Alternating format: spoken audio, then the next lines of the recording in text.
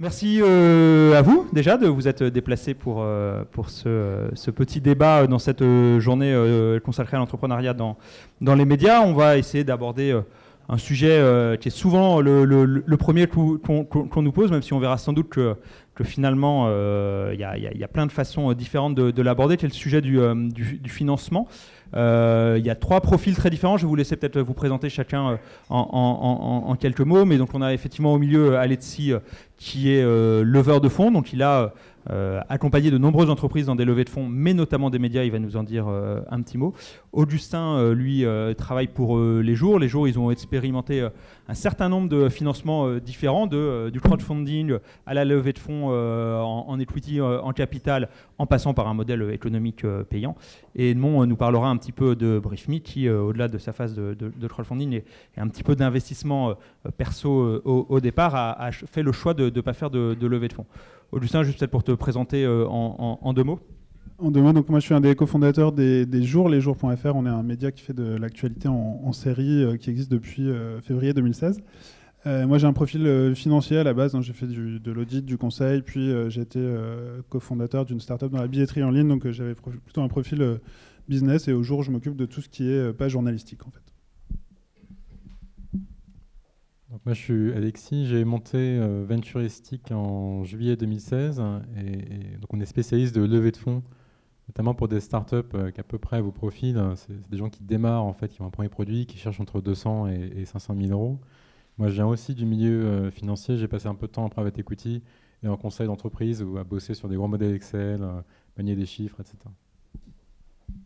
Bonjour, donc je m'appelle Edmond Espanel, je suis directeur général de BriefMe, donc qui est un service d'information quotidien qui vous permet de résumer, d'expliquer l'actualité du jour qui compte par email. Moi, je viens du monde des médias, j'ai travaillé pendant 10 ans, mais plutôt sur le marketing. Je suis donc pas du tout un journaliste. Très bien. Je vais commencer avec toi, Alexis. Est-ce que tu peux déjà, nous, c'est quand même très souvent les jeunes médias qui viennent nous voir. Une des questions, c'est comment on va chercher de l'argent. Et quand ils disent comment on va chercher de l'argent, c'est quand même très souvent dans leur tête comment on va chercher du capital. On va le voir à travers le débat. Nous, on essaye quand même souvent de leur dire, et ce sera une des vocations, je pense, du Tank Média et de sa phase d'incubation, de leur expliquer que non, aller lever des fonds n'est pas forcément la seule solution. Philippe l'a très bien montré avec Urbania. On peut finalement aller très très loin sans céder son capital, hein, ça pose pas mal de questions, mais il n'empêche que c'est une question qui nous est beaucoup posée. Est-ce que tu peux expliquer un petit peu déjà ce que c'est qu'une levée de fonds, comment ça se prépare, quel est le rôle que peuvent jouer des leveurs de fonds comme toi pour accompagner les entreprises, et puis peut-être pour finir nous expliquer un petit peu les médias avec lesquels tu travailles actuellement, comment ils sont arrivés jusqu'à toi. Ok, donc une levée de fonds c'est très simple, vous avez une idée, vous avez besoin d'argent pour la financer, la mettre en pratique, refaire votre site web, investir, etc. Et à un moment, vous avez épuisé des canaux de financement, je dirais, ça peut être les dons, les subventions, un peu de dette, pourquoi pas. Et vous dites, OK, si je veux continuer à avancer, il faut que je trouve quelqu'un qui va... Moi, j'apporte l'idée, trouver quelqu'un qui va apporter de financement. Donc une levée de fonds, c'est quoi? C'est finalement vendre une partie de votre entreprise contre du cash. Et moi, mon boulot, c'est d'organiser ça. Ça ne se fait pas rapidement, de vendre une partie de son entreprise contre du cash, ça prend du temps, ça peut prendre 6 mois, 9 mois, plus longtemps. Et c'est assez complexe. Vous avez une idée, il faudra la présenter de façon assez standardisée à des tas d'investisseurs, qui peuvent être des particuliers, des professionnels, qui peuvent être vos clients en fait, qui ont envie d'investir par du crowdfunding. Et donc vous allez leur présenter votre idée, leur dire voilà, moi j'ai une idée, il faut que tu investisses avec moi, ça peut marcher. Et toute cette partie, ça peut marcher, il faut la modéliser. Vous faites un business plan, vous voyez mais finalement de combien j'ai besoin pour investir, pour faire mon site web, pour tenir 2 ans, 3 ans pour atteindre la rentabilité. Une fois que vous avez vos infos, votre doc, documentation, tout est prêt, vous avez votre pitch, vous allez présenter à des personnes, etc. Il y a toute une partie derrière beaucoup plus juridique, quand vous avez trouvé vos investisseurs, d'aller voir des avocats, dire ok, on s'est mis d'accord, tu vas me donner 300 000 euros pour 20% de mon capital. Mais concrètement, quel papier on signe, comment demain on va fonctionner ensemble dans l'entreprise, toi, quel va être ton rôle investisseur, comment on va interagir au quotidien, etc. Et moi, le boulot d'un leveur de fonds, c'est d'accompagner l'entreprise du moment où on dit « Ok, on a besoin de sous, là on n'y arrive plus », à vous recevez des fonds sur votre compte en banque. Et même après, à suivre votre boîte, sur un reporting des investisseurs. Donc je vais vous accompagner sur toute la partie, on crée le business plan, on prépare la doc juridique, On regarde quelle partie du capital vous êtes prête à céder, rencontrer des investisseurs, les convaincre et assurer le suivi derrière, rencontrer les avocats, faire toute la documentation, etc. Donc c'est un boulot de longue haleine et qui, in fine, a pour but de décharger en fait le fondateur ou les équipes de ce boulot qui prend vraiment beaucoup de temps. Et si vous le faites tout seul, ou voilà, c'est courageux, c'est bien, mais tout le temps que vous y consacrez, c'est pas du temps passé sur le produit, ça vous a pas rapporté 1 euro de chiffre d'affaires, et donc c'est pas censé être votre priorité d'entrepreneur, quoi. C'est justement, je rebondis sur cette question-là. On se rend compte souvent quand les entrepreneurs abordent les levées de fonds. Moi, j'en ai vécu une de l'intérieur chez Ulule. Finalement, ils n'ont parfois pas assez anticipé le temps que ça allait prendre, c'est-à-dire à la fois le temps, au sens le temps long que c'est de préparer la levée de fonds, de rencontrer les investisseurs, et que entre le moment où on commence et le moment où on a enfin le cash, il peut y avoir beaucoup de temps. Tu vas peut-être nous dire un petit peu combien de temps en moyenne et les péripéties qui peuvent arriver, et puis le temps réel que ça prend pour eux, c'est-à-dire qu'à un moment donné, c'est ce que tu commençais à décrire un petit peu, on n'est plus en train de développer son site, son magazine, son application, etc. On est en train de faire du doc et de sell, du projet pour essayer des rencontres physiques avec tous ces investisseurs. Je vais vous donner un exemple hyper concret. Moi, je travaille avec Mediacité en ce moment, c'est sorti dans la presse. On est en train de faire une levée de fonds. Je les ai rencontrés pour la première fois en février 2017. Donc ça va faire 10 mois maintenant, un peu moins, 9 mois. Et c'est en cours, ça va se terminer pour la fin d'année, mais voilà, ça aura pris 10 mois, alors pas à temps plein pour tout le monde, mais 10 mois un peu chargés. On a fait toute cette partie, chercher des investisseurs, etc. Et j'ai oublié quelle était la deuxième partie de ta question. Le temps pour les entrepreneurs, justement, ouais. Pas mal de temps, hein. Compliqué de donner des ratios, mais ouais, c'est vite 20-25% du temps du cofondateur qui va être pris là-dessus, quoi. Et plus si vous n'êtes pas accompagné. En fait, c'est très consommateur de temps, et en plus c'est assez stressant parce que souvent, comme on est sur du temps long, votre boîte continue d'exister, vous avez des gens à payer si vous êtes démarré, etc. En général, si vous faites une levée de fonds, c'est plutôt que vous brûlez de l'argent que vous en gagnez. Donc on s'approche d'une échéance qui est le moment où vous n'aurez plus de cash et il faudra prendre une décision difficile. Et donc ça s'inscrit dans un temps long de la levée, donc c'est assez stressant et voilà, ça prend du temps. Augustin, peut-être nous raconter un petit peu l'aventure des jours où vous avez finalement expérimenté un grand nombre de façons de vous financer, depuis un très gros crowdfunding sur KissKissBankBank, de l'equity, mais pareil auprès des particuliers, de la levée de fonds. Si tu peux nous rappeler un petit peu comment ça s'est fait, et surtout ce qui vous a poussé à un moment donné à aller sur ce côté-là, ouverture du capital. Donc c'est vrai que nous, on a un peu, pas forcément volontairement, mais on a un peu tout testé.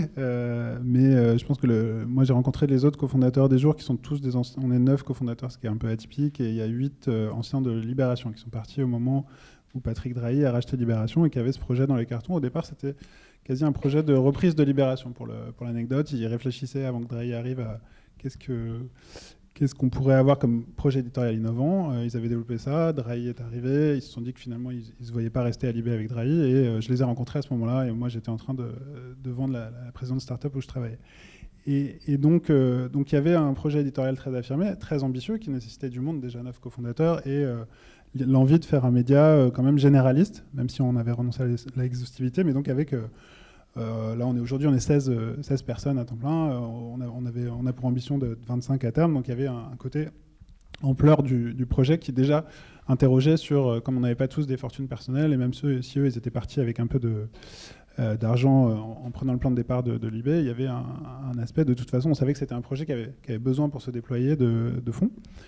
Et on a essayé de faire les choses dans l'ordre avec l'expérience que moi j'ai pu apporter d'une précédente startup et de s'appuyer sur notre actif principal qui était la réputation d'une partie des cofondateurs qui étaient des journalistes reconnus dans leur secteur. Donc très tôt, dès qu'on a su qu'on voulait monter le projet, on a communiqué même avant d'exister, quasi un an avant la sortie du premier article, on a fait du storytelling, un peu de voilà ce que c'est que la création des médias. Et ça nous a permis d'agréger une communauté qu'on a utilisée ensuite pour le premier crowdfunding, pour vendre des préabonnements. Un peu alors nous, on a récupéré comme ça à peu près 80 000 € en crowdfunding. Donc ça, c'était la première étape. En parallèle, nous, on a mis notre capital. Donc c'est vrai qu'on a commencé par les briques successives. C'était d'abord faire appel à la foule, investir nous-mêmes, ce qui nous a permis de développer le site et de commencer à avoir l'outil technologique. Et après, on savait qu'il nous fallait plus que ça. Et donc on a continué à diversifier et Alexis le disait, c'est long une levée de fonds, il faut élaborer le business plan. Nous, c'est pas forcément le cas de tous les médias. Il se trouve que j'étais là, donc je savais faire ça. J'ai utilisé mon temps aussi à structurer un business plan et à travailler le pitch avec les cofondateurs.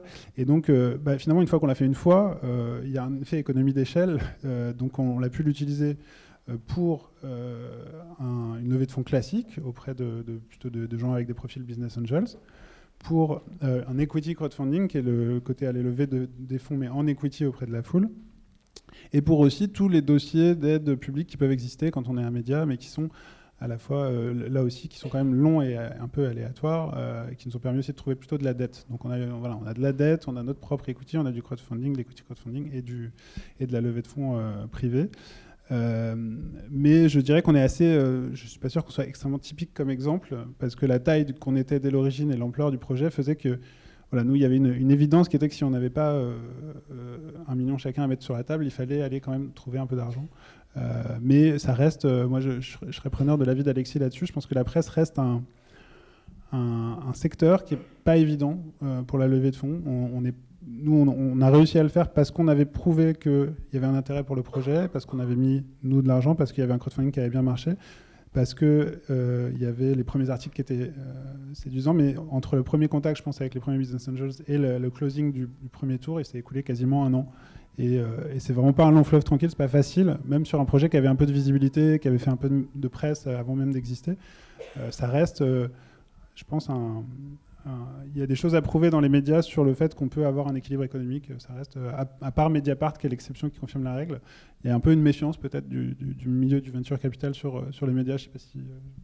Juste pour être assez concret en termes de chiffres, combien vous avez réussi à lever en equity crowdfunding, donc auprès du public, et en fonds privés? Qu'est-ce que ça représente en gros, dans ce que tu peux nous dire, en pourcentage du capital? Parce que c'est souvent un enjeu que les entrepreneurs oublient, c'est ce que rappelait Philippe aussi dans son intervention, c'est que quand tu lèves des fonds, tu vas céder 5%, 10%, 30%, 49% de ton capital, puis à un moment donné, tu n'es plus chez toi. Donc c'est aussi un enjeu finalement rarement sur la première levée, mais de moyen terme, qui est aussi de garder sa capacité à être encore un peu chez soi dans son média. Donc en pourcentage, aujourd'hui, on a ouvert à peu près 18% au total du capital, donc 2 tiers auprès de business angels privés et 1 tiers en equity crowdfunding, donc 12 et 6%. Et c'est vrai qu'il y a un vrai enjeu d'indépendance dans la levée de fonds, il ne faut pas le perdre de vue. Et nous, on a un slogan au jour, c'est que la première source d'indépendance, c'est la rentabilité. Donc ça reste quand même l'objectif. Des jours, je vous parle de tout ce qu'on a levé comme fonds, mais on a aussi aujourd'hui quasiment 10 000 abonnés et notre point mort est à 16 000. Donc voilà, on se dirige aussi vers le point mort et c'est ça le plus important dans le fond. Donc voilà, et la diversification aussi que j'ai citée de toutes les sources, c'était aussi pour éviter d'avoir recours à une seule source et d'être trop dépendant soit d'aide publique, soit de crowdfunding, soit d'equity. Donc la diversité est importante pour garder l'indépendance, qui est souvent quand même un actif important pour un média qui vit sur abonnement en tout cas. Allez, si justement sur le point précédent qui évoquait Augustin, sur le type d'investisseur qu'on va pouvoir aller chercher en presse. Alors évidemment, chaque média a ses propres particularités, mais on en avait discuté un petit peu en amont, et tu me disais qu'effectivement, par rapport à d'autres types de boîtes que tu avais pu accompagner, le média restait quand même un produit, entre guillemets, un petit peu spécifique pour ces gens qui investissent, et notamment un produit qui pouvait être très clivant face aux investisseurs qu'on rencontrait.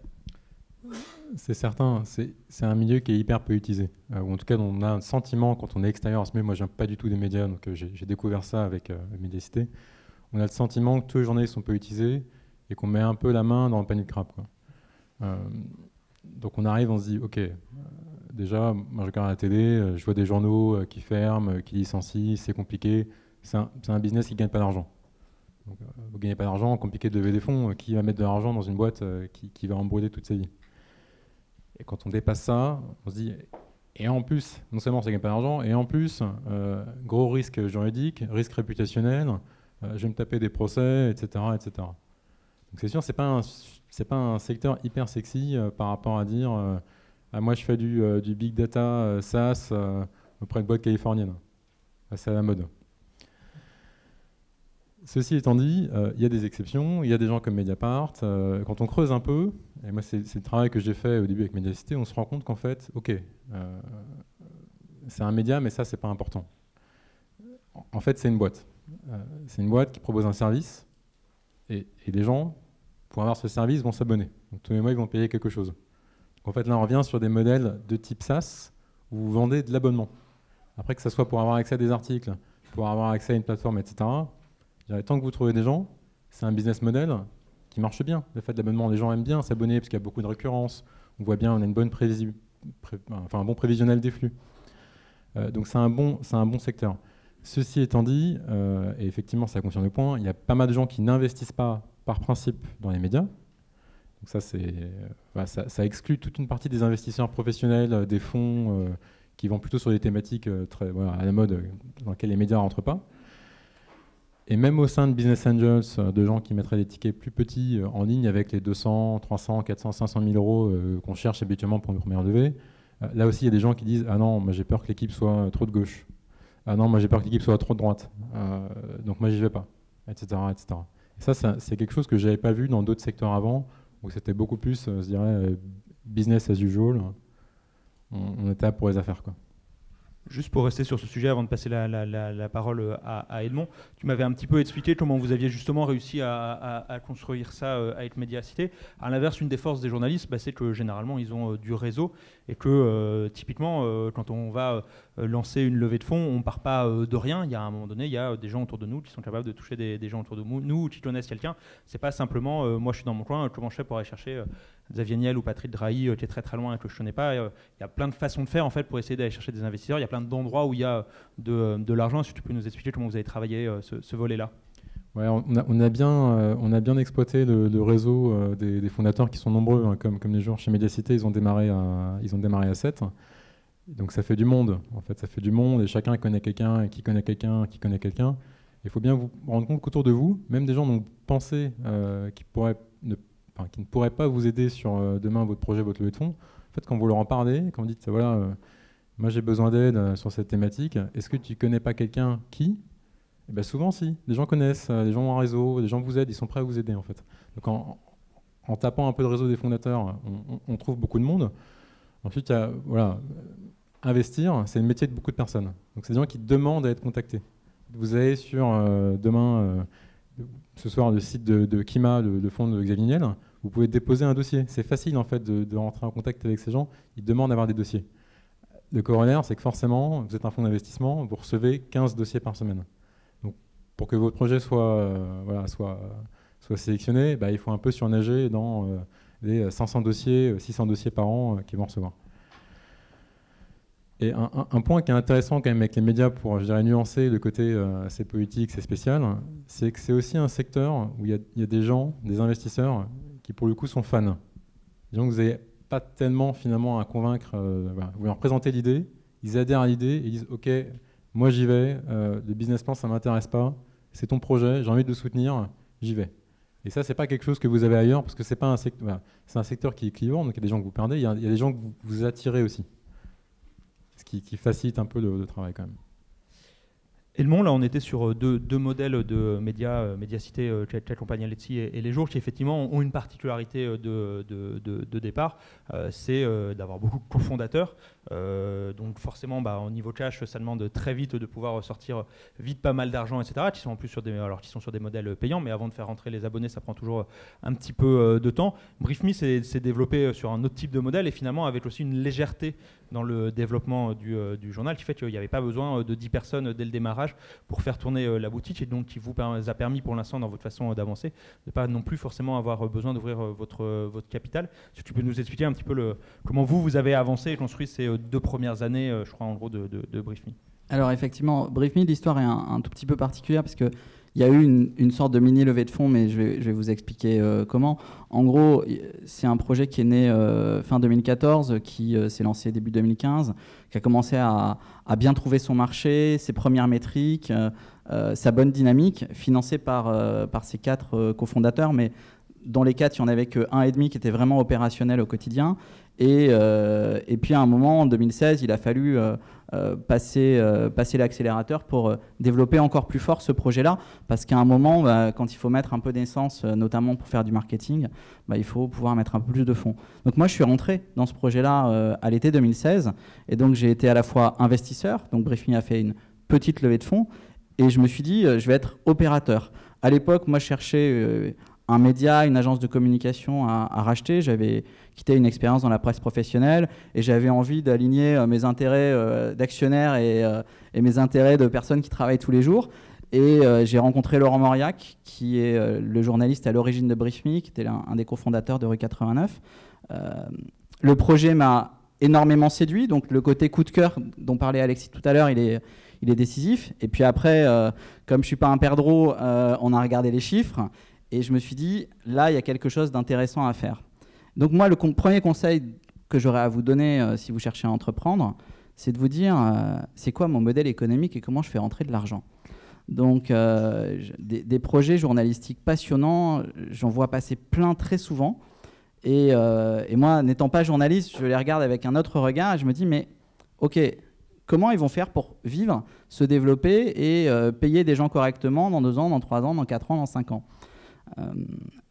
Pourquoi BriefMe aujourd'hui, on n'a pas eu besoin de lever de fonds et qu'on va a priori pas lever de fonds dans les prochains mois pour développer notre projet? Parce que dès le départ, il y avait un modèle économique. Parce que c'est un modèle économique par abonnement, il n'y a pas de publicité.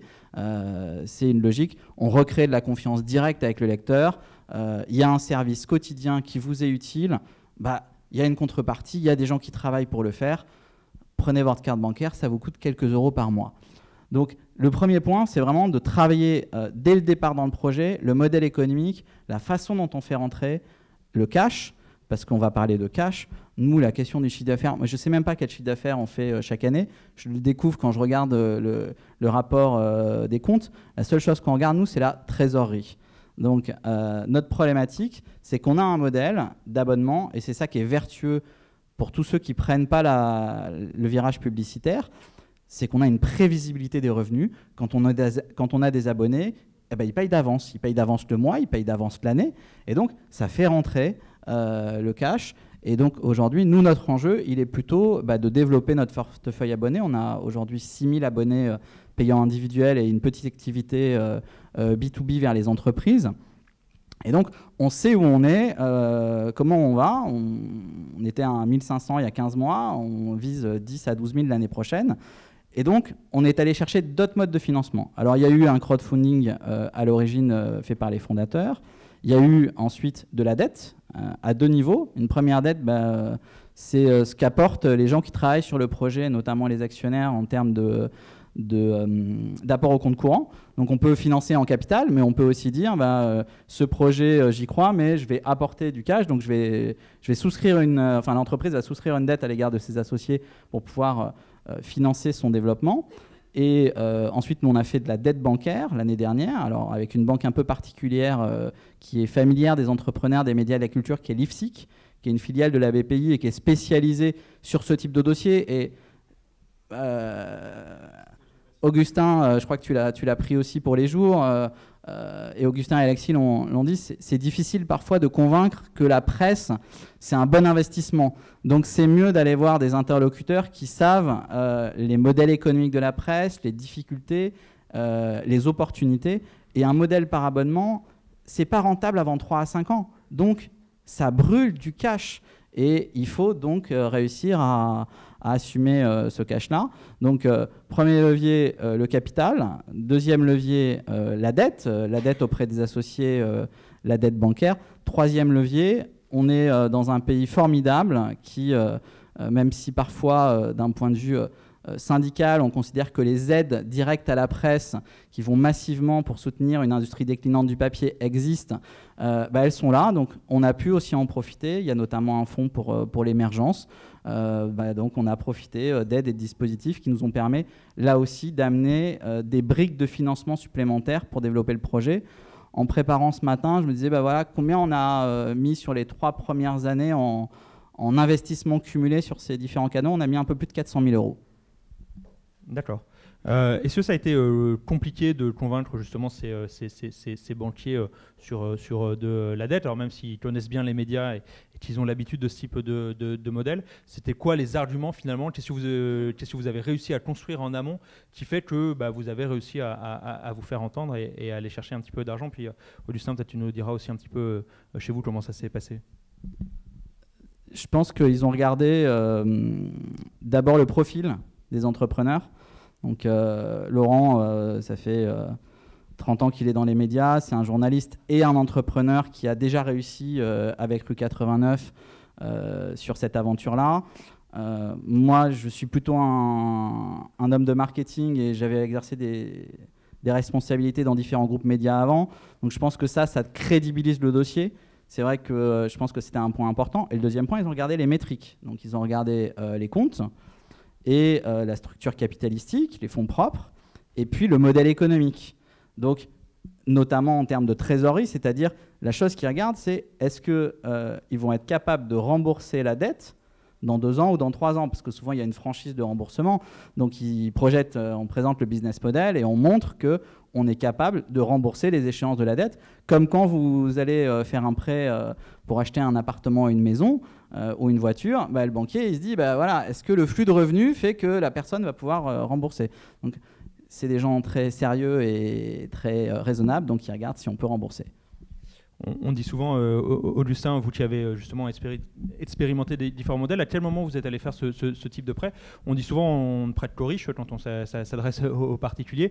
Justement, est-ce que finalement le fait d'avoir fait le crowdfunding, le fait d'avoir des premiers abonnés, voilà, comment est-ce qu'il y a eu un effet levier entre ces différents modes qui vous ont permis d'avancer de l'un à l'autre dans les différentes étapes que tu as pu décrire tout à l'heure? Je souscris à tout ce que vient de dire Edmond. Je pense que les mécanismes chez nous étaient à peu près similaires, à quelques nuances près, mais sur la crédibilité de l'équipe et la prévisibilité des revenus. Et effectivement, le timing est important. Moi, je me souviens, Lipstick, quand j'ai commencé à bosser avec les cofondateurs des jours, j'ai regardé un peu le panorama et je les ai rencontrés, je pense, avant même qu'on lance notre KissKissBankBank, notre crowdfunding.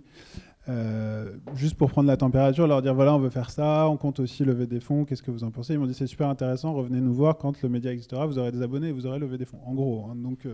Donc je les ai tenus au courant à 1 ou 2 étapes intermédiaires et effectivement quand tout ça s'est fait, je pense que c'était à l'été 2016 si je dis pas de bêtises, donc ouais, c'est ça, 6 mois après notre lancement public, on avait des abonnés, on avait quelques mois d'historique, on avait une levée de fonds qui était en cours de closing. Et là, ils nous ont dit bienvenue, messieurs. Donc oui, on prête un peu qu'aux riches, ou du moins, je dirais pour faire une pirouette, le banquier n'aime pas forcément être tout seul. La dette, c'est s'il sait qu'il y a de l'equity à côté, il est déjà, lui, il sait qu'il va se servir en premier, entre guillemets, donc voilà, il y a cet aspect-là, même pour l'IFSIC, qui est pourtant un institut public, qui est un peu la BPI de la culture. L'aspect de ne pas être tout seul et d'être un complément, je dirais, pour nous, c'était peut-être 20-25% d'un tour de table global, ça a eu son importance. Justement, Alexis, quand les gens viennent te voir avec leur dossier, j'imagine que ça fait partie des choses que tu regardes toi aussi à ton niveau, c'est-à-dire de dire où est-ce qu'ils en sont, est-ce qu'il y a déjà un existant, est-ce qu'il y a déjà des abonnés, est-ce qu'il y a déjà eu d'autres modes de financement en amont, etc. Est-ce que justement tu les aides aussi à réfléchir parfois ou à travailler ou à les renvoyer dans les cordes entre guillemets en leur disant revenez un petit peu plus tard, il faut déjà avoir fait ça pour passer à l'étape suivante. Est-ce que justement cette mécanique, il y a toujours un peu le côté fait la poule, tu as toujours du mal à savoir comment tu arrives à lancer la spirale dans le bon sens sur cette histoire de financement? La première chose que je leur dis en fait, c'est est-ce que vous avez vraiment besoin de lever des fonds ou est-ce que votre projet est pertinent? Parce que si lever des fonds, ça revient qu'à acheter du temps sur un produit qui perd de l'argent, c'est pas forcément hyper intéressant ni pour vous, ni évidemment pour vos investisseurs. Donc il faut que la levée de fonds, ça soit pas simplement on va financer des gens à travailler, on va espérer que demain on aura assez d'abonnés ou demain ça ira mieux, quoi. Il faut que derrière, cet argent soit utilisé pour faire quelque chose d'assez précis, qu'on peut identifier, qu'on pourra suivre dans le temps. Et on dit, OK, c'est un pari, c'est certain, voilà, mais on sait à peu près où on va. Cette levée de fonds va permettre de changer quelque chose dans notre boîte actuellement, dans notre modèle actuel, pour que demain, la formule qui aujourd'hui ne marche pas ou pas assez, pour que demain, cette formule fonctionne. Ça, c'est la première chose que je leur dis. Du coup, en fait, il y a des gens qui n'ont pas le profil pour lever des fonds parce que ils n'ont pas d'investissement à faire, il n'y a rien finalement à changer, c'est juste qu'ils ont du mal à rencontrer leur marché aujourd'hui, quoi. Et effectivement, pour compléter le point sur la dette, et c'est partie de ta question des autres modes de financement alternatifs, en France, on estime, tout secteur, toute boîte confondue, que si vous levez 2 € de capital auprès d'investisseurs privés, vous allez voir un BPI, vous allez voir l'IFSIC, vous allez voir une autre banque, ils vont vous prêter 1 €. Donc vous levez 500, ils vous prêtent 250. Donc c'est un bon complément, c'est sûr. Et effectivement, moi, quand je bosse avec des boîtes, c'est essentiellement sur la levée de fonds, mais c'est aussi, s'il faut monter un dossier de subvention, c'est pas très différent d'aller chercher des fonds. Voilà, on présente l'entreprise, on dit dans 1 an, le chiffre d'affaires, c'est tant, dans 2 ans, ça sera tant, etc. etc. Donc c'est toute une rigueur de présentation des chiffres financiers, des éléments marketing, etc., sur lesquels je les accompagne.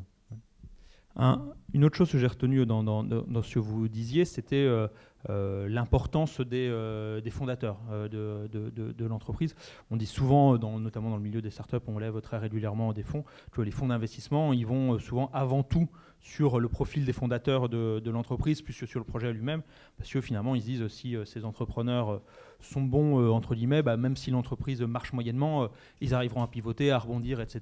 Et on investit avant tout sur ce capital humain. Donc déjà, est-ce que c'est vrai? Et en l'occurrence, là, on est sur 3 projets qui ont la chance d'être plutôt sur des personnalités déjà un petit peu reconnues dans le monde du journalisme. Comment on fait quand on est comme nos jeunes qui pitchaient avant? Alors certains ont déjà aussi un petit peu de passif, mais que finalement, on n'a pas forcément la même aura quand on veut aller chercher des fonds. Je commence à répondre. Effectivement, en France, on aime bien les vieux, quoi. Pour être très clair, quand on est jeune, je vais vous dire, moi je suis né en 90, j'ai 26 ans. Des gens qui me demandent mais vous avez quel âge quand je les rencontre pour la première fois, ça arrive pas très souvent, mais ça arrive régulièrement. Parce qu'on se dit, 26 ans, trop jeune, c'est pas sérieux. Et encore, moi j'ai une activité de conseil. Donc si demain vous avez monté une boîte risquée, etc., et vous dites vous avez 26 ans, pas mal de gens vont vous regarder avec un peu de méfiance. Et donc ça, c'est sûr, être dans une équipe où il y a des profils un peu plus seniors qui ont de la bouteille, ça aide à passer. Et plus on monte, plus on fait une levée de fonds tôt, moins on a un produit à montrer, moins on a de clients, moins on a d'abonnés, etc. Puis c'est l'équipe qui va être importante, parce qu'on va dire, ok, le produit, j'ai bien compris. Est-ce que les gens que j'ai en face de moi seront les bonnes personnes pour amener ce projet de la petite idée à demain une boîte rentable qui tourne?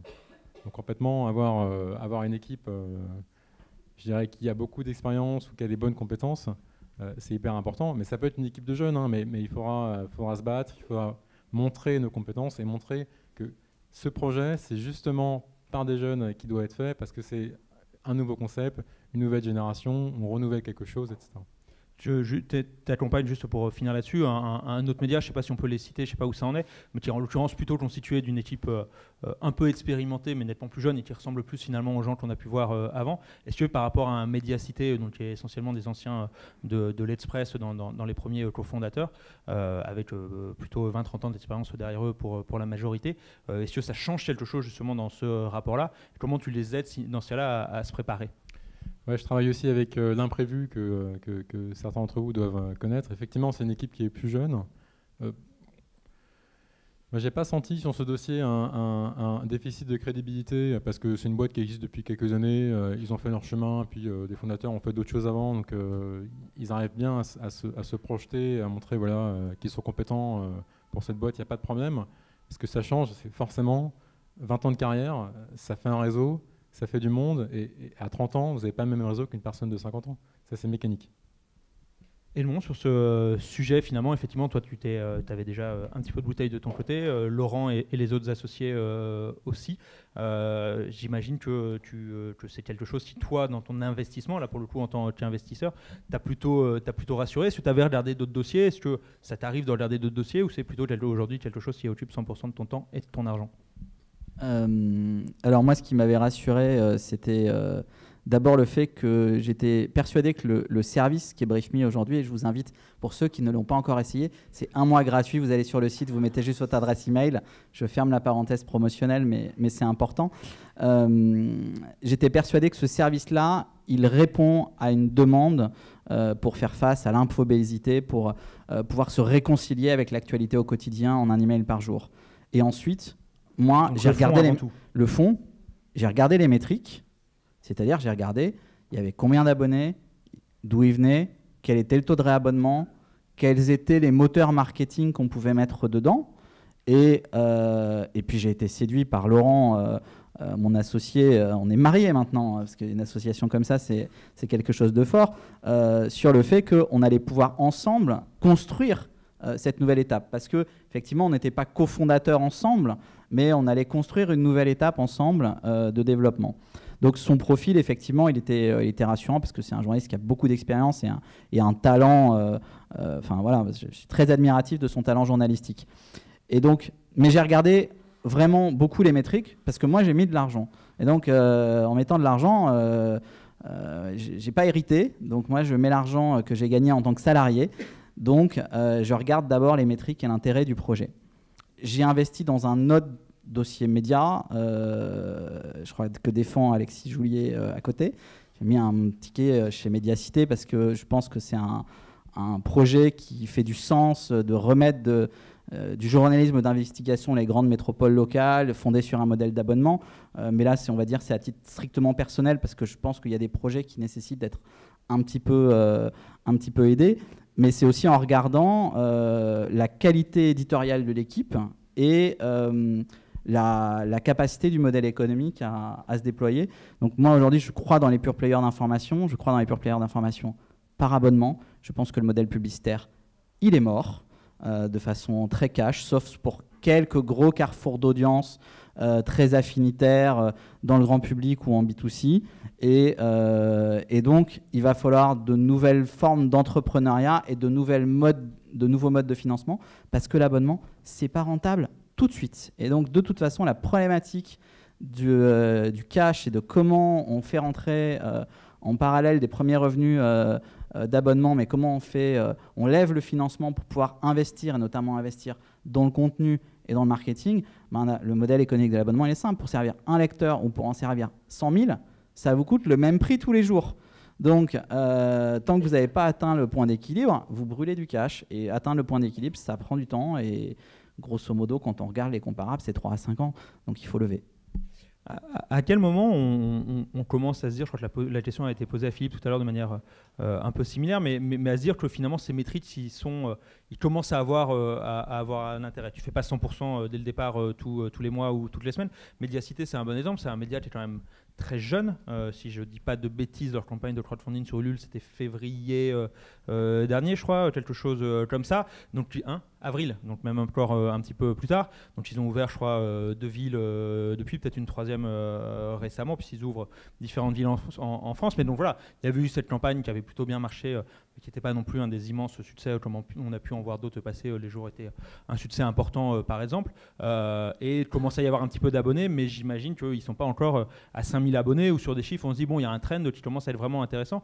Donc qu'est-ce qui vous a convaincu et l'un et l'autre de vous dire, au-delà de la conviction de fond que le média d'information locale est intéressant, il y a ce bout de traîne qui vaut le coup que toi tu y ailles et toi tu dis je vais les accompagner. On n'a pas parlé de ta rémunération, mais toi tu vas aussi n'être payé que si à un moment donné il y a des fonds qui sont levés. Donc dans le choix de tes dossiers, il faut y croire un minimum, sinon c'est un peu de temps perdu. C'est sûr, sur l'attraction, c'est jamais simple parce que les abonnés viennent pas tout seuls non plus, quoi. Le budget marketing, c'est pas inutile. Au contraire, il y a des énormes boîtes très connues qui dépensent des milliards par an en marketing, c'est pas pour rien. Coca, ils font des pubs tout le temps, alors que Coca, ils sont très connus. Donc, en fait, parfois on est connu parce qu'on fait du marketing. Donc c'est pas stupide que quelqu'un vienne vous voir avec peu d'abonnés et dise ouais, mais moi j'ai pas de budget marketing, donc c'est compliqué de trouver des gens. Ça, c'est parfaitement entendable. Moi, ce que je vais regarder, c'est est-ce que, au moins dans les abonnés de départ, il y a une espèce de frémissement qui va me dire ils sont sur quelque chose. Il y a une preuve du concept.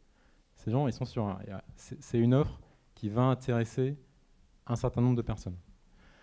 Donc on va essayer de regarder comme ça, voilà, est-ce que d'un mois sur l'autre, tu arrives à gagner des personnes? Parce que si je dirais ton premier mois, tu démarres fort et ensuite ça se calme, bon, ok, c'est super, tes potes se sont abonnés, c'est sympa.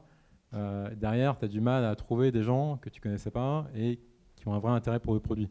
Donc c'est regarder dans le temps, depuis le début de la moite, est-ce qu'il y a une croissance du nombre d'abonnés? Est-ce que la croissance augmente? Est-ce qu'elle ralentit? Est-ce qu'elle est stable? On va essayer de regarder tout ça et évidemment, pour que ça marche bien, il faut que tous les mois, vous puissiez montrer, même sans marketing, tous les mois, ça s'élargit, ça essaime un peu. Ton autre question était... Non, mais peut-être complète, toi, sur ton côté, sur le plan perso. Qu'est-ce que tu as regardé justement sur Médiacité, toi Edmond, est-ce que c'était ce frémissement qui était là ou pour le coup, c'est vraiment purement de la conviction sur le fond? Là, je pense que j'ai fait un investissement de coup de cœur. dans un premier temps, parce que je pense qu'il y a un manque aujourd'hui dans l'information dans les grandes métropoles françaises. Donc moi aujourd'hui, mon business c'est Brief Me et c'est là où j'ai toute mon énergie qui est portée. Donc après, j'aime pas mettre tout mon argent sur mon livret A et je considère que c'est bien d'encourager des projets et de mettre un peu d'argent pour aider des projets qui font du sens dans notre démocratie. Et donc ce projet-là, il faisait du sens. Et quand j'ai regardé, effectivement, les premières métriques, il y avait un frémissement, mais il est encore c'est encore un projet très très jeune. Augustin, ouais.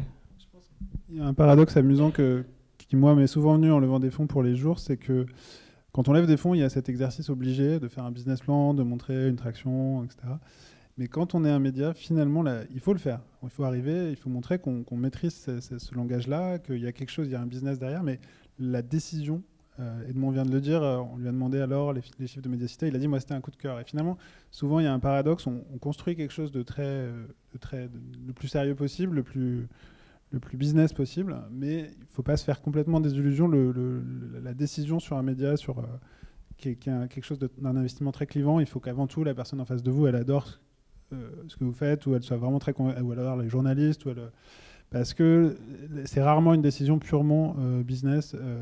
Et ne serait-ce aussi parce que je ne sais pas si c'est public ou pas, quels sont les investisseurs dans Mediacité, mais le profil des investisseurs dans la presse, un investisseur a un fonds de capital risque qui vise x5, x10 à horizon 5 ans.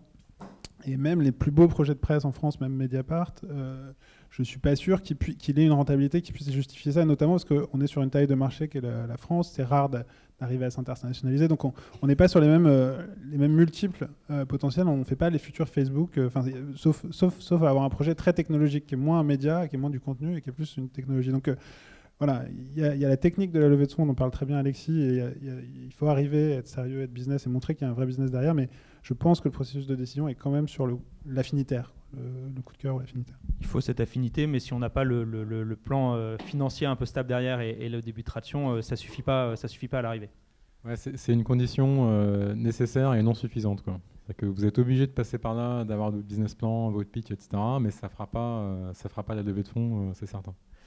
Sur la levée de fonds, Alexis disait tout à l'heure qu'il ne fallait pas lever des fonds pour lever des fonds. En général, on vend un projet à ses investisseurs. On dit si vous me donnez ça pendant 1 an, 2 ans, 3 ans, voilà comment je vais le dépenser, ce que je vais pouvoir faire.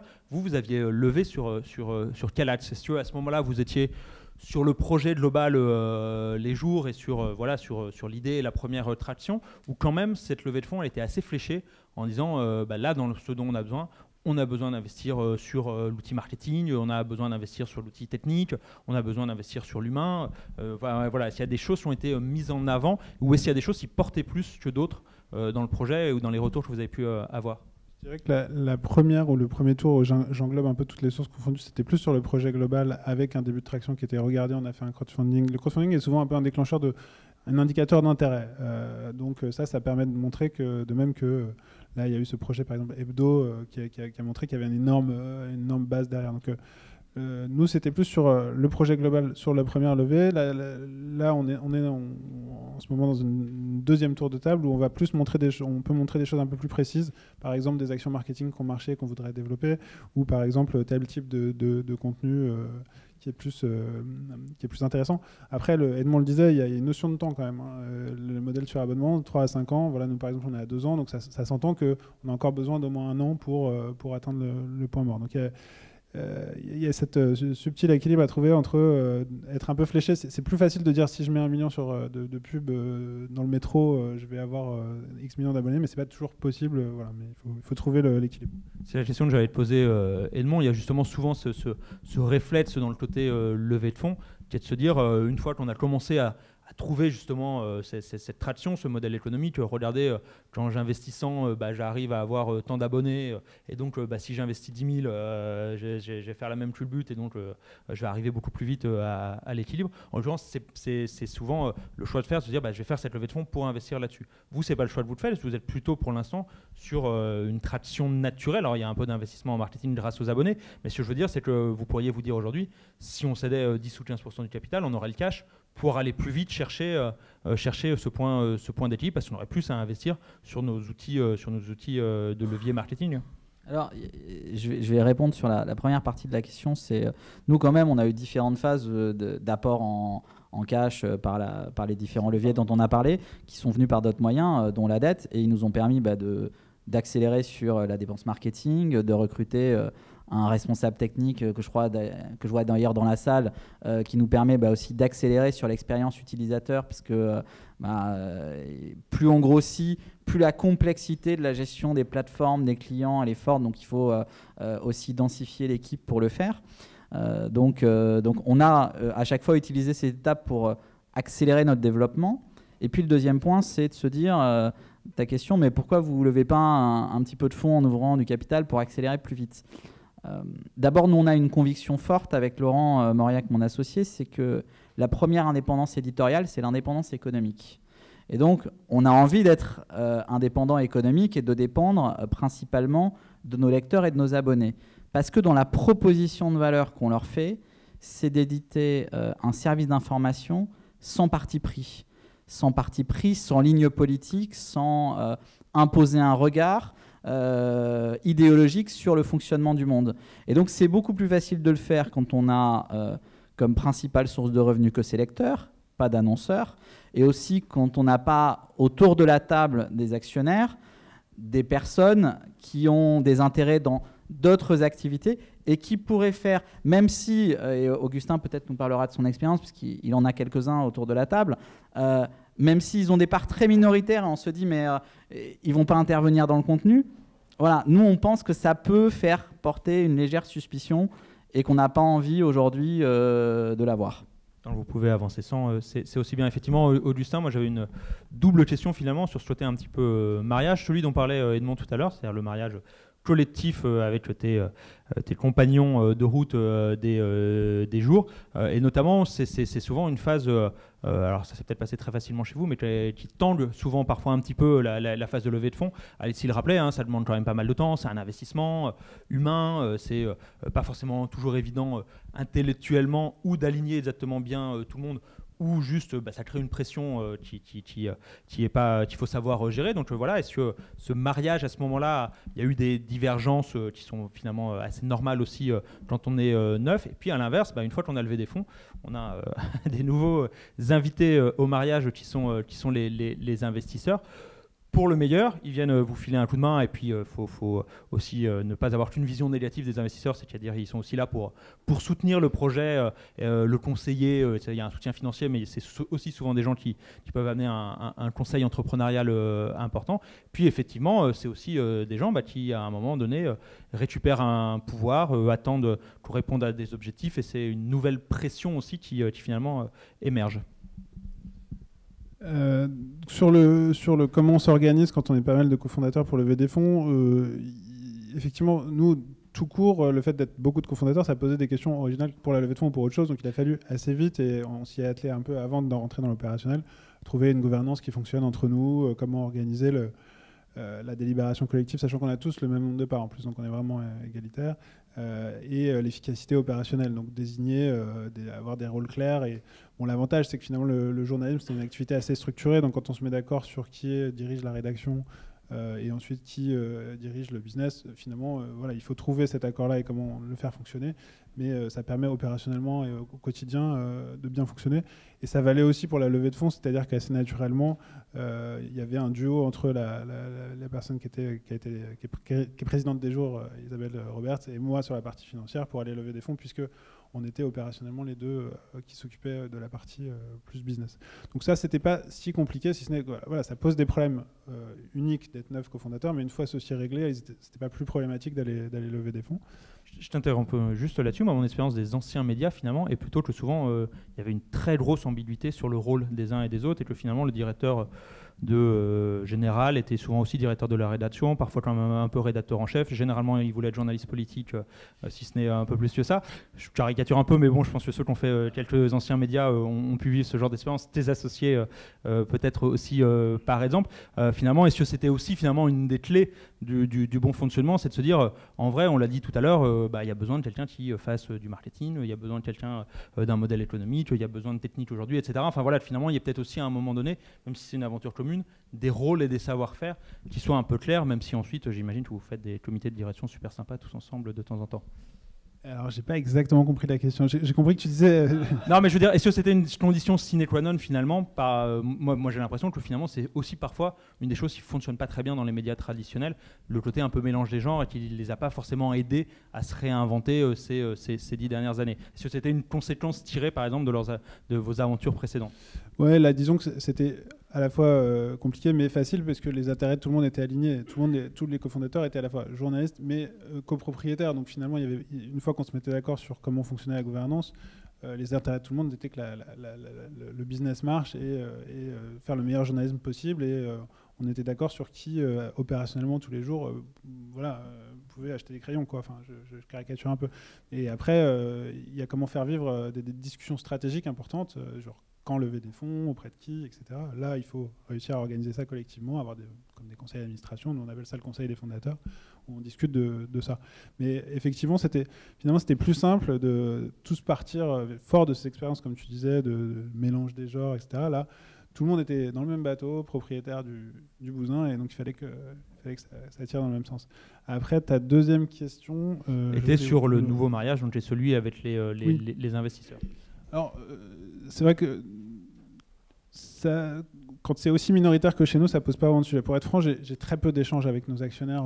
On fait des reporting, on leur dit voilà ce qui se passe au niveau business, mais on les voit très peu.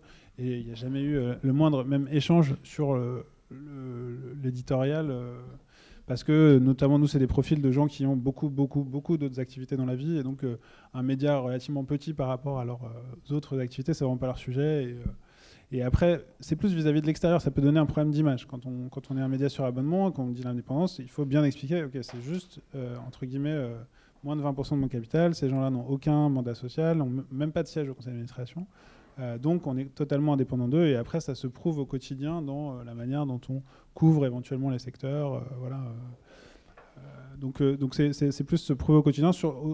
Tout début, on a peut-être eu, au moment de l'annonce, quelques frictions avec certains de nos abonnés qui nous ont dit on est déçus.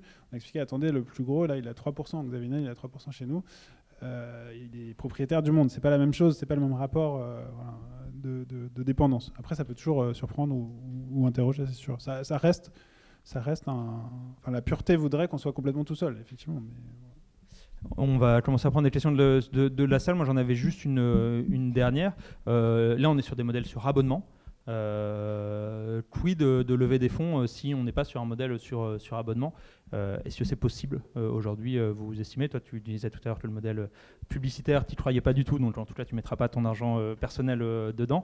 Mais voilà, est-ce que vous pensez que c'est possible encore de faire ce type de levée de fonds sur un modèle qui serait autre que de l'abonnement? Ou est-ce que c'est justement le modèle de l'abonnement qui crée un schéma qui permet ça?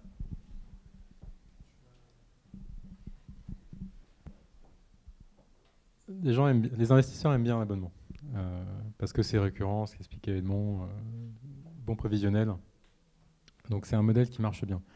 Sur des modèles qui ne sont pas par abonnement, ça va dépendre des métriques en fait, de l'attraction. N'importe quelle boîte avec n'importe quel modèle peut lever des fonds si vous arrivez à convaincre des gens que ça a du sens, que demain ou dès aujourd'hui c'est rentable et que tout le monde fera une bonne affaire dans 5 ans ou soutiendra une bonne cause ou aura pris du plaisir d'investir avec vous. En fait. Pour moi, ce n'est pas une question de modèle, c'est avec une question, voilà, chaque boîte, quelles sont ses métriques, qu'est-ce qu'elle est capable d'apporter. Mais c'est sûr, dans moi, ma petite expérience des médias, ce que je vois, c'est quand même beaucoup d'abonnements. Tu voulais compléter, Edmond, non? Ou ça? Je crois qu'on a vu quand même ces derniers jours, il y a des acteurs sur des modèles publicitaires qui ont levé des fonds, notamment Brut, qui a annoncé une levée à 10 millions, donc c'est encore possible. Mais je vais dans le sens d'Alexis, c'est que je pense que c'est plus facile aujourd'hui de lever sur des modèles d'abonnement parce que cette prévisibilité des revenus, elle est rassurante Et le marché publicitaire tel qu'il est en train d'évoluer avec le duopole de Facebook et de Google, et ça s'impose même à des tout petits acteurs, ça rend quand même la perspective à 3 ou à 5 ans plus aléatoire. Et s'il y a des questions de la salle, Nicolas? Je peux faire un lien avec cette question qui à titre, moi en tant qu'entrepreneur, qu'à titre plus de citoyen, m'inquiète un peu. C'est est-ce qu'on ne risque pas d'avoir un modèle un peu dual des médias, avec d'un côté des médias sur abonnement, de micro-niches, de gens qui vont fabriquer un lien, où on va avoir des journalistes qui vont chercher un produit de qualité, et on est derrière des paywalls. Et de l'autre côté, un énorme débat public qui va être fait de gens qui auront beaucoup de moyens pour essayer de l'influencer, de le nourrir, et avec un modèle capitaliste, et qui là, en revanche, captera l'attention des plus grandes foules et des plus grandes masses. Et du coup, est-ce qu'il n'y a pas, justement, dans la structure de financement et dans quelque chose d'un peu vicié, et est-ce qu'il ne faudrait pas justement essayer d'y chercher des tweaks? Alors, bon, nous, chacun à notre niveau, ce n'est pas forcément évident, hein.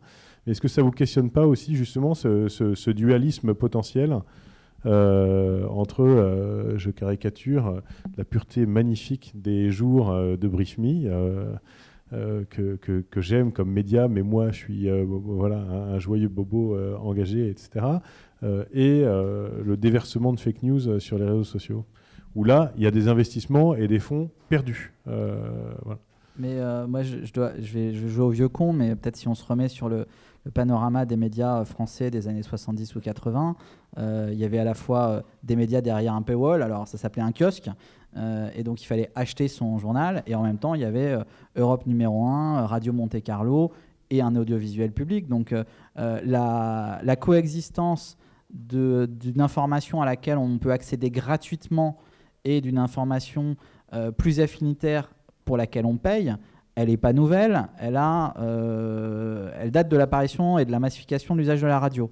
Donc après, oui, il y a des sujets, est-ce que ceux qui financent aujourd'hui des médias d'information, est-ce qu'ils ont des agendas derrière ou des mécaniques qui font qu'ils ne cherchent pas la meilleure information possible pour le citoyen? Ça, c'est un vrai débat que tu poses, et il sera pour nous tous devant nous, mais je n'ai pas l'impression qu'on soit dans une situation complètement inédite et nouvelle.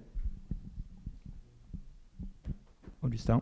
Moi, je partage en partie ce que tu viens de dire. Moi, je dirais que, mais comme Edmond, je pense que c'est pas si inédit. En revanche, moi, je suis plus inquiet du monopole sur la distribution, de la perte de maîtrise de la presse, de sa distribution, qui est quelque chose dont on discute beaucoup au SPIL, syndicat de la presse indépendante, dont font partie Brief Me et Les Jours. Aujourd'hui, la distribution est de fait pas mal captée par... Il y a une Facebook et une Google dépendance.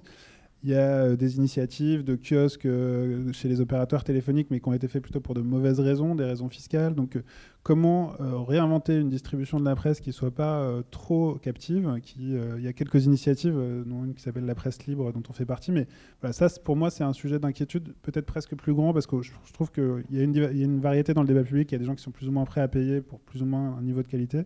Mais si la presse de qualité ne peut pas du tout exister, se faire connaître, ou elle est bloquée dans sa distribution, ça c'est inquiétant. Je saisis juste la mention du SPIL pour ceux que ça intéresse. Il y a la journée du SPIL qui est organisée le 14 décembre donc sur le syndicat de la presse en ligne, qui est autour, si je ne dis pas de bêtises, des communautés de les relations lecteurs, essentiellement cette année sur la thématique, non? C'est bien ça? La confiance. La confiance. Vaste sujet. Donc le 14 décembre, je vous laisse voir sur le site du SPIL pour ceux qui voudraient y aller. Je vais prendre des questions dans la salle. J'avais vu plein de mains se lever. Madame. Bonjour, je voulais savoir où est-ce qu'on trouve des financiers comme vous. Est-ce qu'il y a des pépinières de financiers businessmen qui s'intéressent à la presse par affinité personnelle? J'ai pas vu si le vous s'adressait à monsieur ou à nous deux. La question était pour tout le monde. Où sont les gens et de l'argent? Non, des financiers pour... D'accord, bon alors là il y en a un qui peut refaire son article. Ils sont là par exemple. C'est-à-dire que si vous... non, il faut sortir, il faut aller dans les meet-up d'entrepreneurs, de leveurs de fonds. Je suis sûr que si vous googlez leveurs de fonds sur Internet, il y a des choses qui vont sortir. Typiquement, moi, Mediacité, je les ai rencontrés par contact. C'est un copain qui m'a dit, tiens, j'ai un copain, Benjamin Perel, qui est en train de monter une boîte, qui s'appelle Mediacité. Est-ce que tu peux le rencontrer? Je pense que tu pourrais les aider. Simplement, en parlant autour de vous, toujours quelqu'un qui connaît quelqu'un.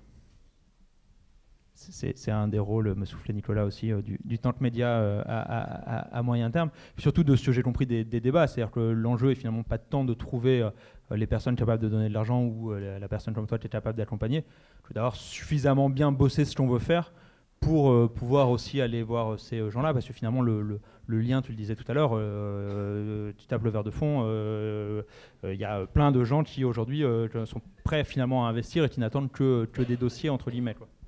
Alors, moi, j'ai pas la réponse parce que de temps en temps, on me la pose. Où est-ce qu'il y a une pépinière? La seule chose que je peux vous dire, c'est que si vous êtes journaliste et que vous avez un projet de lancement de médias et que vous n'êtes que entre journalistes, regardez-vous bien dans le fond des yeux en vous disant qui va faire le marketing ou le commercial, qui va faire la technique si vous êtes en ligne, et est-ce qu'on est bien équipé?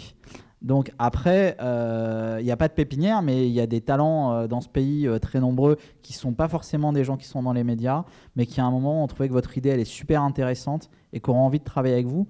Mais se lancer aujourd'hui dans un business média sans être à peu près équipé sur la technique et sur la façon dont on va faire rentrer l'argent, c'est compliqué. Enfin, en tout cas, vous partez avec un handicap un peu plus fort. Il faut que votre projet il soit... naturellement ultra séduisant et qui se propage de façon virale, mais c'est plus dur. Bien construire l'équipe et bien construire le premier business modèle de lancement. Les jours, moi je les ai rencontrés parce qu'ils faisaient, quand ils réfléchissaient au projet, ils faisaient des apéros tous les jeudis soirs qu'ils ont appelés les apéros de l'avenir, où ils faisaient venir des gens extérieurs pour les conseiller, pas forcément pour s'associer, mais juste un directeur financier, je crois qu'il y en avait eu d'autres avant moi, des gens spécialisés comme vous voulez faire de l'actu en série, donc des scénaristes de série. Enfin, ils ont longtemps maturé ça en s'ouvrant à l'extérieur. C'est comme ça que je les ai rencontrés et c'est vrai que c'est important. Je rejoins ce que dit Edmond d'essayer de multiplier les compétences. Que, voilà, il faut vraiment pas sous-estimer le marketing et la technique dans les projets journalistiques d'aujourd'hui. Et la finance externe ou interne, c'est pas forcément le directeur financier le plus important finalement. Mais voilà. Est-ce qu'il y a une autre question dans la salle? Oui.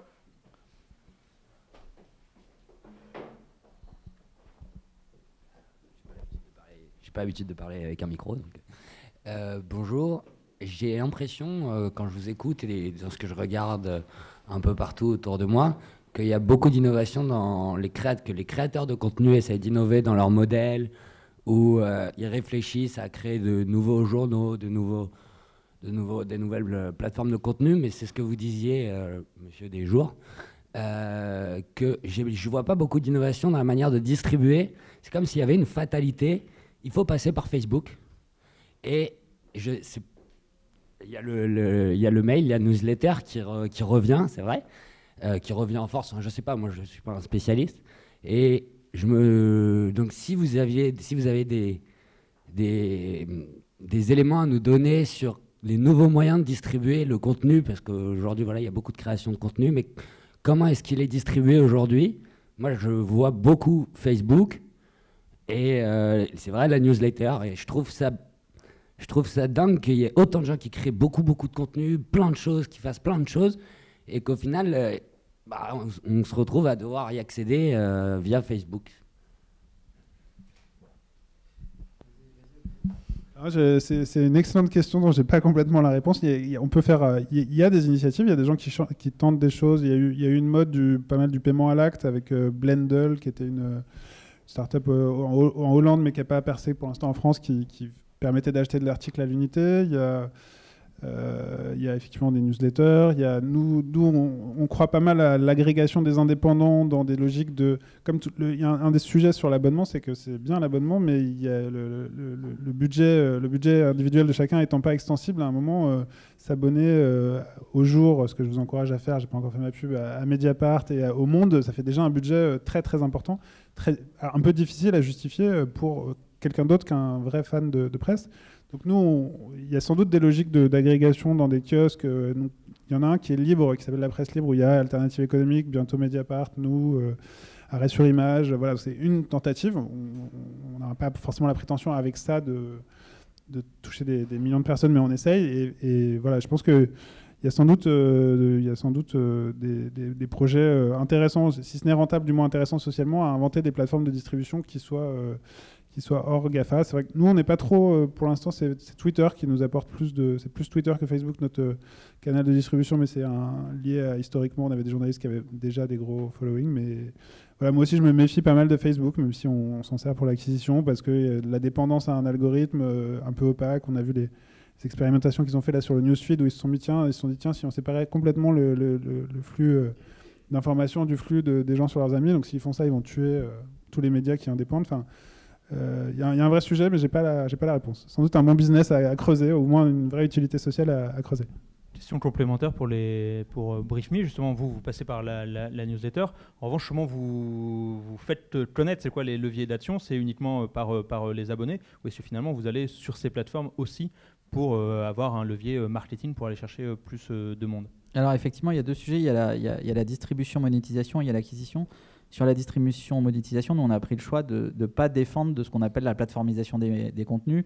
Enfin, donc on n'est pas dépendant des GAFA, on publie pas de contenu de façon forte sur Facebook, sur Twitter, etc. C'est pas du tout. Enfin, voilà, nous notre sujet c'est comment on satisfait au mieux nos lecteurs et nos abonnés. Donc en faisant le meilleur contenu possible qui arrive par email. Et donc de ne pas dépendre de ça. Moi déjà je pose une question, mais je n'ai pas la réponse, mais à tous les éditeurs qui déversent massivement leur contenu sur ces plateformes de façon gratuite, sans en maîtriser la monétisation et les points de contact, je pense que chacun peut se regarder en disant est-ce que j'ai besoin de mettre autant mes contenus à disposition du public de cette façon-là. Donc ça c'est une vraie interrogation. Nous chez BriefMe on a pris un parti pris radical qui est d'être en lien direct avec les lecteurs, avec une communauté, de la faire grandir le plus possible. Et ensuite, il y a la question de l'acquisition, où effectivement, BriefMe est annonceur sur Facebook.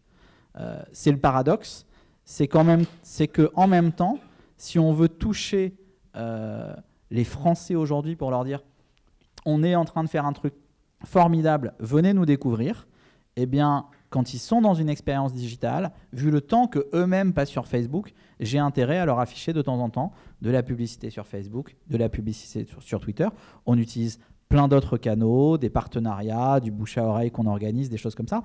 Mais on est obligé, nous, d'investir publicitairement sur ces plateformes. Ça nous emmerde, mais on le fait quand même. Une dernière question avant qu'on passe à la pause. Enfin, j'ai dit ça, les gens veulent être en pause. Non, c'est bon? Vous avez une dernière?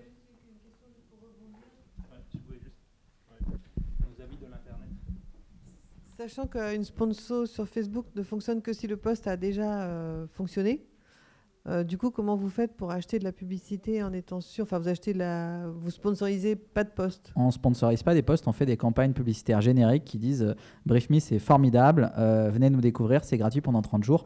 Je le répète pour tous ceux qui ne l'auraient pas encore essayé dans cette salle.